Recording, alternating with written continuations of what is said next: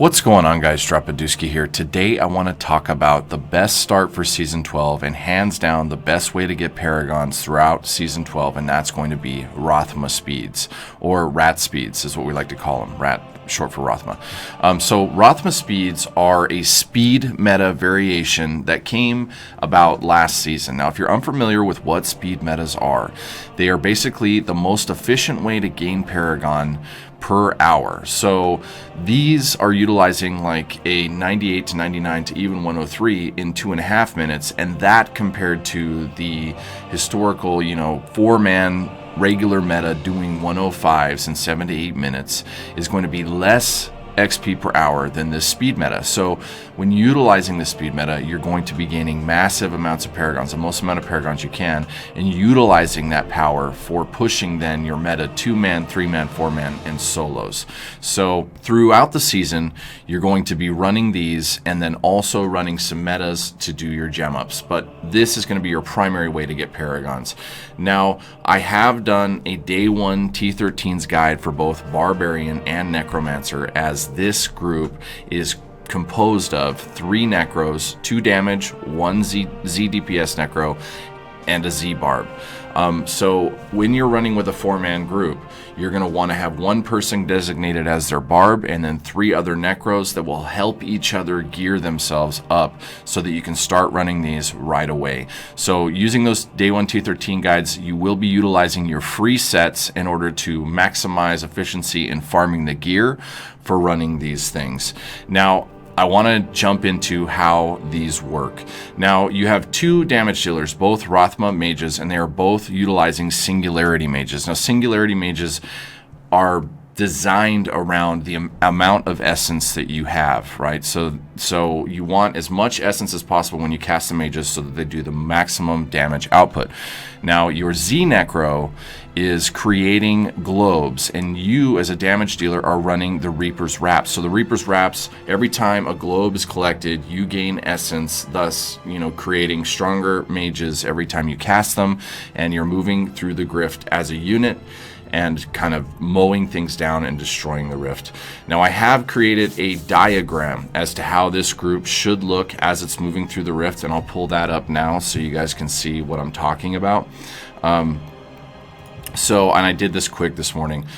This is the ideal scenario as you're running through a greater rift. Now, the mobs are here, right, with your yellow pack or your blue pack or whatever it is.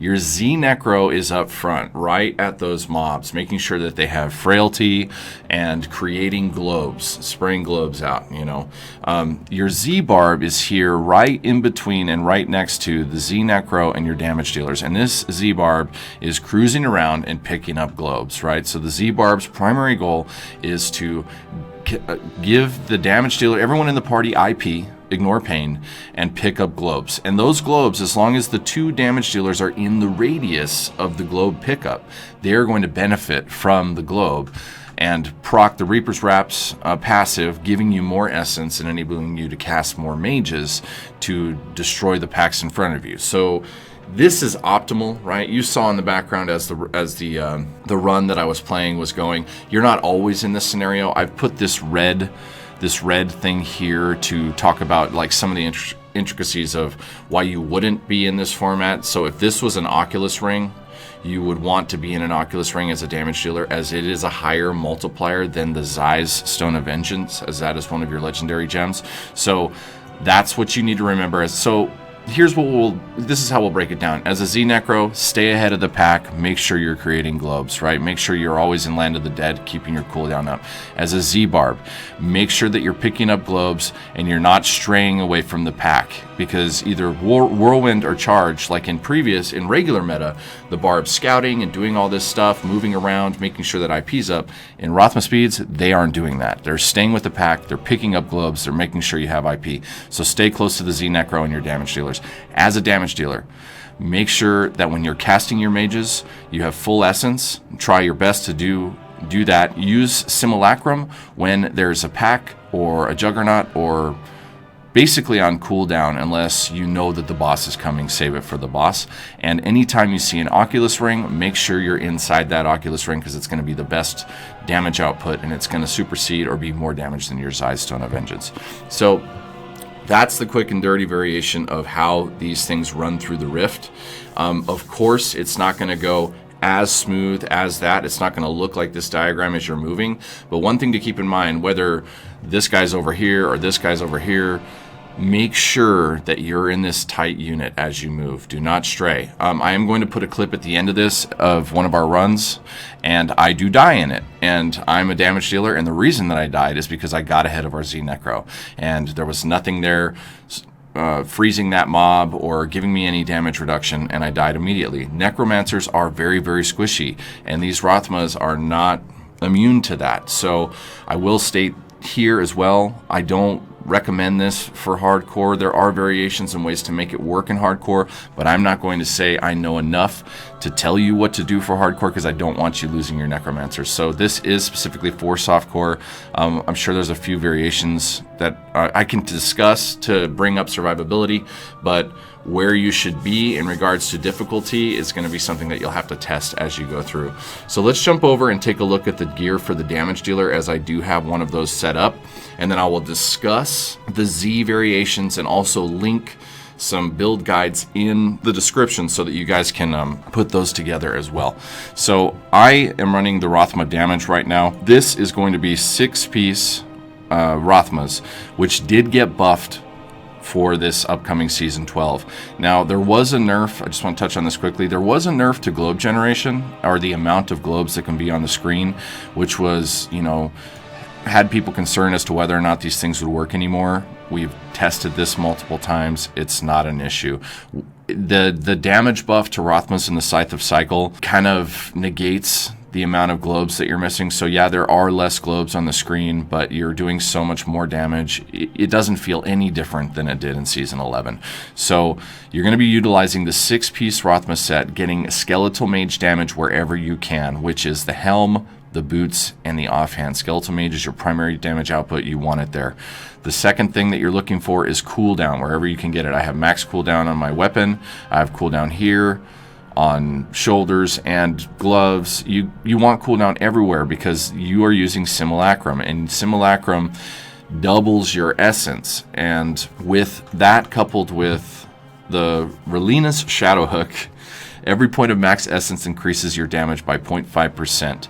So you're going to double that. So while Sim is up, you're not only going to cast twice as many mages, but they're going to hit twice as hard. So it's very, very good to have cooldown everywhere so that you have Sim available as often as possible. Now, I use Witching Hour here if I were going to do something, attempt to do something hardcore, or I was having a lot of trouble surviving and we weren't lacking damage for the current GR level, then you could take Dainties here. I don't think it's required, especially in softcore, and it's better to utilize the Witching Hour for more damage output. Your rings are going to be Convention of the Elements, and as you can see here, I have crit cooldown, and then you're going to use a Chrisman Sentence. This ideal one would be cooldown crit, but I didn't have one, so this is what I'm using. And Chrisman Sentence is one of the highest damage multipliers in the game, not only for Necromancer, but for, you know, compared to everyone's multipliers, so this is huge. Then you're going to be using the Haunted Visions. Simulacrum now drains 5% of your health, maximum life every second it lasts, and it's twice as long. So you have Sim up for double the amount of time with this amulet, which means that you're more lethal for double, you know, more lethal throughout the Rift, and you can clear it that much faster. In the cube, we have the Shadow Hook, then you have Tasker and Theos for the attack speed of your mages, and then I like to cube the ring here only because I never had one drop that was 4 seconds. That 4 seconds is huge. Now, if you get a 4-second ring that has good stats, wear it in cube Chrisbans to get that maximum damage output, or conventions, but I didn't get a 4-second ring, and 4 seconds of mages is much better than the 2-second, like the low roll on the ring. So I put this here in the cube, but as always, you know, go with the best you got. And for me, it was the mage ring. The bracers are Reaper's Wraps. That's what pulls this whole thing together. The Reaper's Wraps pattern is dropped from killing Mathiel. So if you go kill Mathiel, the end boss for Act 5, You will get the pattern for Reaper's Wraps, and then you can start crafting these. It is a physical damage mage, and mage is your primary output, so you're going to want physical damage here and hopefully physical damage on your Haunted Visions. I don't have it on mine. So that is basically the gear setup for the Rathma damage variation. Let's go over the abilities quickly. This is kind of a flex spot. So one thing to keep in mind while you're running these things is you need one Necromancer to have Decrepify, and you need one Necromancer to have Frailty. So if the other two Necromancers are covering those curses, you don't necessarily have to have Decrepify here. I've seen variations and played the variations where, you know, they'll take Command Golem, Ice Golem here because the two curses are covered, and we're not using Dainties anyways, so we don't need it. And this procs the Chrisbins, right? When you use the active command on the Ice Golem, it freezes everything in that spot, and it makes sure that Chrisbins is procced. You want to make sure that's procced because that damage multiplier is huge. So if you're hanging out on a pack and you're there for too long, they'll get DR'd, right? So that they can no longer be frozen or stunned, and your damage goes down significantly. So if you get in that scenario, leave that pack. One thing that you want to remember as you're running through these is that it's all about speed. So if you feel like you're getting caught up on something, just say as a group, move, right? And just keep going and move through the rift.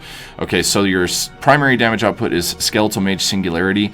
When you cast these things, consume all essence to summon a powerful minion. This minion's damage is increased by 3% for every point of essence consumed.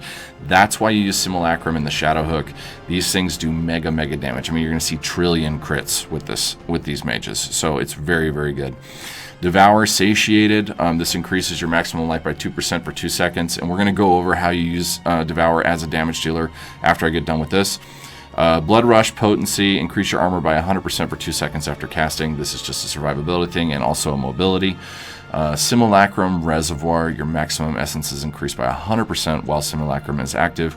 And Bone Armor Dislocation. This stuns enemies, also proccing Chrisbins. So as you can see, there's a theme here. Everything is either damage or proccing Chrisbins or survivability, right? You want that Chrisbins proc because that's going to give you the mega damage. And the other classes are also proccing it as well. They have stuns and slows and all that stuff. Overwhelming Essence, increase your max essence. Blood is Power. That will reduce your cooldowns. It doesn't actually do 20%. I don't know the exact percentage because it's not proccing all of the time. There was an issue with it last season. I'm not sure if it's changed, but it's still very good. Final Service. One thing I want to mention about Final Service is if you see this proc go off, it kills your pets. In addition, you consume minions to deal 10% of your life per minion. So the second that you proc, all of your mages are gone. So remember, you've got to start recasting your mages, getting those globes, and getting your damage out there, or you're going to die pretty quick. And then Extended Servitude. Increase the duration of your Skeletal Mage and revive minions by 25%.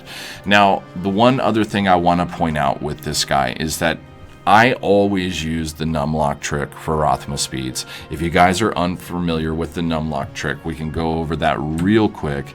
But if you go into options, key bindings, and your main action bars, you do 1, 2, numpad on your numpad on the keyboard. Bind the key to numpad 1, 2, 3, 4 to mimic these 1, 2, 3, 4s. And then when you're in game, if you have numlock on, you can cast Devour. If you're holding down Devour and then turn numlock off, he keeps casting it. Now, this is really useful as you move through the grift on the damage dealer because it's always doing this while you're doing everything else. So you're gaining that maximum health buff to keep you more tanky, and you're gaining health from devouring things. So if you're not numlocking this, you're basically having to hold it down while you're moving through the grift, and you're running these things for hours. So any way to make it a little nicer on you as you run through this for the whole, I think we'll probably do like 40 hours of these throughout the first weekend. So you're going to be running these like crazy.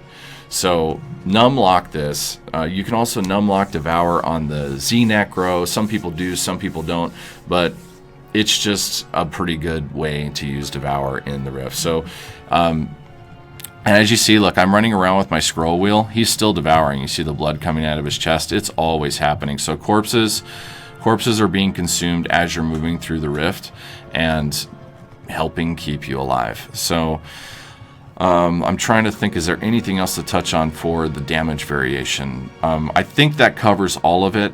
For that flex spot, I like to take Decrepify Borrowed Time, because gain 1% cooldown reduction for every enemy cursed up to a maximum of 20%. That's just going to give you more singularity. That's what I pretty much ran all season long last season, and it seemed to work fine for me. I did run the Ice Golem a little bit. It was okay. I mean, it was either way. So you can do whichever one that you prefer. I would try them both. So let's talk about the Z variations here a little bit and kind of go into what they are. So you have a zNecro and a Z Barbarian, right? So I'm going to put a link in the description for the Whirlwind variation of the Z Barb. Now, as many people know, Whirlwind is not the best for 4-man meta, for regular 4-man meta, but in Rathma speeds, they work fine, and you're just rolling around and picking up globes. Yes, you don't move as fast as you would with charge or generate as much fury, but that doesn't really matter that much. I'm trying to look for one. Here we go. We're going to pull up Liz. She's in my primary group. We're going to pull up her Whirlwind Barb here so you can take a look at it. So it's got the 4-piece Whirlwind set, Chelantnic's Chain, Leoric's Crown, Mantle of Channeling, and then you've got your Volkathos weapons, Obsidian Ring, Oculus Ring, and then Rondels. So, and as you notice, the number one thing that you're going for on both Z-Bar variations is Health Globe. Increase gold and health pickup by as many yards as possible. So you want to get that anywhere you can. There's globes there. It's pretty much on every piece that she has, and you're utilizing that because you want to be able to suck in globes from as far away as you possibly can, so that you're benefiting your Rathmas, keeping things alive, maximizing the amount of essence they have, and enabling you to move faster and faster through the rift. So that is going to be the Whirlwind Z-Barb variation. I will put a D3 planner in the description for this setup. It's very easy to play, and it will have all the skills and everything ready for you to go, so you can take a look at it. I'll also pull up here a zNecro variation real quick from the other person in my party. Thank you, Pally and Liz, by the way. So this is going to be the zNecro variation that we were running for a good chunk of the season. This utilizes Borns and Canes. One of the cool things about this setup is that you craft for the pieces here that you're using. So you craft the chest, the weapon, the pants, the boots, and as you can see, cooldowns reduced by 10%. You're going to want cooldown wherever you can get it, right? This 3-piece set here, based on the Ring of Royal Grandeur, cooldowns by another 10%. So that's 20% cooldown right there. You've got cooldown everywhere. And the reason you want cooldown everywhere is because you need basically permanent Land of the Dead. So Land of the Dead and Devour here, these two on the zNecro, coupled with Life from Death, which is you have a chance to generate a health globe when consuming a corpse. You can permanently consume corpses with Land of the Dead up, and so that's where the globes are coming from. So they're spraying out of the zNecro, right? And this is, and you're proccing Obsidian Ring of the Zodiac with Death Nova. You're moving around and using Corpulence Brittle Touch, and then you have Aura of Frailty. So that Frailty is giving the Frailty buff to everything in the party, and it's allowing you to kill things at 18% health. 18% health remaining rather than killing them all the way down. So I will put a link in the description to the zNecro setup. And one thing to remember, no matter what you're doing, the most important thing to remember as you're running through these is coming back to this, right? Stay in this tight unit. The other tip is if something doesn't die very quickly, like you get stuck on a pack, density's gone, you're not getting globes, leave it. Just move on. The idea of speed metas is to get them done as fast as possible. You're shooting for 3.5 minutes at the highest difficulty you can. Early, that's going to be from 90, and then you're going to climb your way up. And as you increase in strength and augment these guys, you're going to get all the way up into the hundreds. That's going to do it for this guide. I hope that all the questions are answered. If you have any more, feel free to stop by the Twitch channel. It's twitch.tv/Dropaduski. Big shout out to all the followers on Twitch and all of the support that we've gotten. We are officially 1 year streaming full-time as of today. So everybody, thank you for supporting me and my fiance and letting us do this crazy thing, guys. Thank you so much. Also, a big shout out to the YouTube subscribers. We've had a lot recently, and there's going to be more videos to come. I wanted to get this out now so that you have the info you need for the start of the season. As we go forward, I'm going to do tips and tricks in the season, like, you know, how I do my augments, how I do all kinds of different things in regards to competitive play. I like to be a competitive player. I push the leaderboards. I put in a lot of time. I love Diablo 3, guys. So everybody, have a fantastic week. Super hyped for Season 12. And I'm going to put a rat run here at the end of the video so you guys can watch how they play. Thanks all. Peace.